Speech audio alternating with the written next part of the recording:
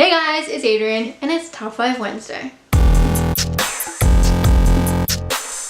Today's Top 5 Wednesday video is top 5 favorite books before BookTube. Now I have to say, before I started getting into BookTube, watching BookTube, and then making my own BookTube channel, I wasn't really keeping track of my books that I read, and I wasn't reading a whole lot. So I don't know if these are necessarily my top 5 favorite books. They're just the top 5 books that kind of popped into my memory. First up isn't necessarily a particular book, but it's just an author in general, and I've mentioned this a couple times. And I started reading her in high school, and it was one of my favorite authors when I was in high school. And as I got older, her books got kind of predictable, but I still really love them. And that's Anything by Jodi Picoult. These are two of my favorite, The Pax and Handled with Care. I've talked about this one a couple times on my channel already. There's something about her books. She just writes very relevant topics, and she really makes you think, even though her books can be predictable. I'm not a huge fan of contemporary, but if there are contemporary books that I do very much love, it would definitely be these. Here's a book that made it on my list, not necessarily because I loved it, because it was kind of weird, but I remembered it, and it's probably the reason why I don't love romances that much, but I did enjoy it when I read it, and that's Destiny by Sally Buman. This book, I don't particularly remember too much about it, but I know that it follows a girl and her journey and a guy and his journey, and they end up coming together. Basically, it's your typical romance, and things get complicated, and this was kind of a graphic book, and the ending was just like, wait, what? It was really weird because of the two characters in this book and their relationship to one another that I can't really say anything about because it would totally spoil it, but it kind of grossed me out.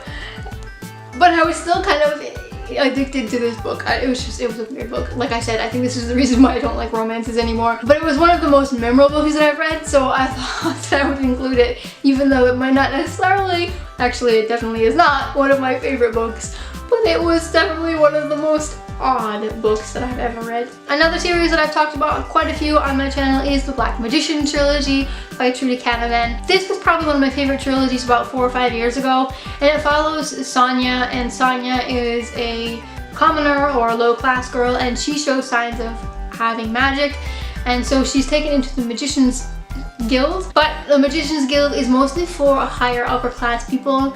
And so it's basically a school for magicians, which is always wonderful, but it had a lot of political intrigue, it had a little bit of romance in it, and it kind of had a little bit of everything. And the writing was interesting and simple. The only thing is, there's a follow-up trilogy that comes after this that I read, I think a month or two ago, that I didn't like.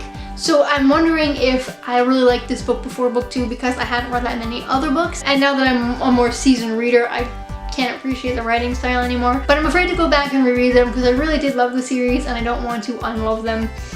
So I'm gonna keep them the way that they are. In my brain, in my memory, they are wonderful books and I recommend them. Next up we have We Need to Talk About Kevin. I have talked about this book a couple times as well. This follows a mom by the name of Ava, and Ava has a son who committed a school shooting, and it's her dealing with the grief of the situation.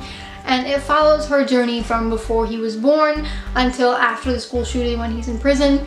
And it was definitely a thought provoker because it talks about how she treated him as a child and if that did or did not affect the way that he developed and the person that he became and the reasons why he decided to have a school shooting. And this had, again, a twist of an end that I was flabbergasted by. And any book that can flabbergast me, because usually I can predict endings of books, and any book that can make me read and just have to stop from shock is a wonderful book in my opinion. I like this book. It was kind of slow. It was definitely very psychological, but it was really good. And lastly is my favorite book of all time, and that is The Dream Giver by Bruce Wilkinson. This is a parable and it follows a boy named Ordinary, and Ordinary lives in the land of familiar until one day he's visited by the Dream Giver and he realizes that he has a dream. He doesn't have to stay in the land of familiar, that he can go and find his dream.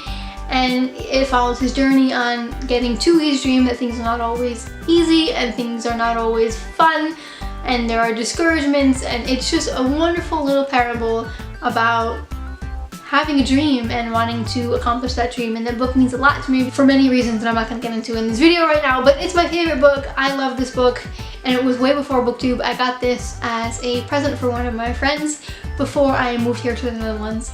And it was a very impactful book and it touched me in many, many, many, many ways. Alright, that wraps it up for this week's Top 5 Wednesday video. If you enjoyed this video, please give it a big thumbs up and subscribe if you haven't already. Let me know down below what are some of your pre-BookTube, pre-blog, pre-Twitter, pre-Tumblr, pre-whatever you have books that you really love. Because generally they're not the hyped books and I'm always interested in reading underrated books or books that are not known very well. Thanks for watching guys and see you next time. Bye!